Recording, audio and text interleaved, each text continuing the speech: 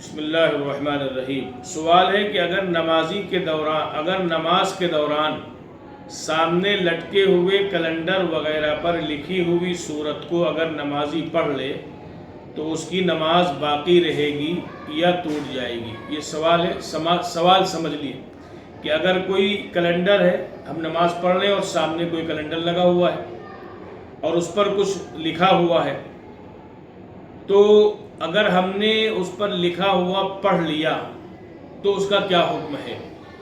تو اس کا جواب یہ ہے کہ اگر کیلنڈر پر بغیر ارادے کے، یعنی خود بخود جان بوجھ کے نہیں، بغیر ارادے کے نظر پڑ گئی تو نماز میں کوئی کراہت نہیں ہوگی۔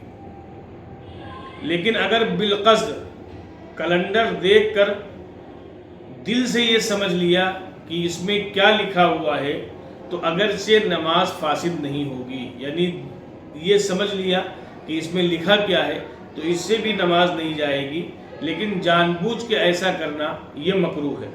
البتہ کیلنڈر دیکھ کر کم از کم ایک آیت زبان سے پڑھ لی تو نماز فاسد ہو جائے گی۔ سامنے کیلنڈر لکھا ہوا ہے اور اس کو بلا ارادہ اگر نظر پڑ گئی تو نماز مکروہ بھی نہیں ہوگی، لیکن اگر قصداً اس پر نظر پڑی اور یہ سمجھ میں آ گیا کہ کیا لکھا ہوا ہے تو ایسا کرنا نماز ہو جائے گی، لیکن ایسا نہ کرنا چاہیے۔